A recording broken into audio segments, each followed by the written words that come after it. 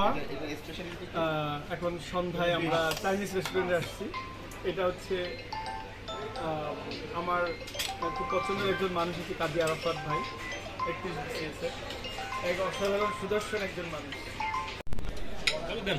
আমাদের 31 BCS পলাশ ভাই 30-এর।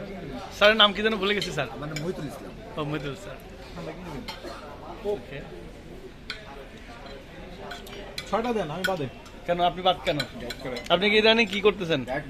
কি সমস্যা আপনার? কোক খাবেন না কেন? আপনি কি বিয়ার খাবেন? খাবো কই? বিরু বিরু বিরু বিরু বিরু বিরু বিরু। তুমি জামান দিতে পারো।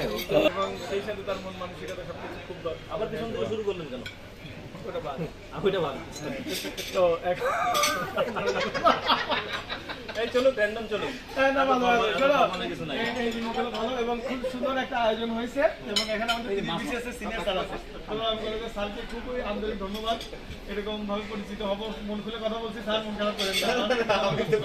আর পলাশ ভাই তো সেক্রেটারি, পলাশ ভাই তুলনাম কলেজের সেক্রেটারি এবং কি বলে আনকনটেস্ট নাই।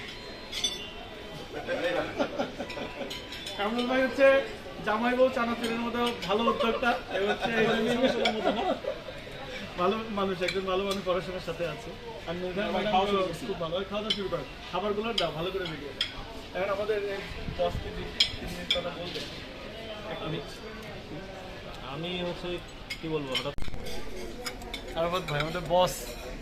বস বস বস আমরা যখন সায়েন্সে পড়ছিলাম ভাই, তখন ক্লাসে কোশ্চেন করতে হবে ইংলিশে। হ্যাঁ টিচার তো ইংলিশে লেকচার দিবে। দিবেই। আমরা শুধু মানে এই ভয়ে যে কোশ্চেনটা ইংলিশে করতে হবে সেটাও না হয় মনে করে করলাম। কোনোভাবে করলাম, কিন্তু কাউন্টার কোনো কোশ্চেন যদি টিচার করে ফেলে এইবার তো ঠিক আছে? এই ভয়ে যে ঠিক আছে, বুঝি নাই বন্ধুর কাছ থেকে বুঝে নিব, হ্যাঁ, কিন্তু কোনো টিচারের ক্ষেত্রে চুপ।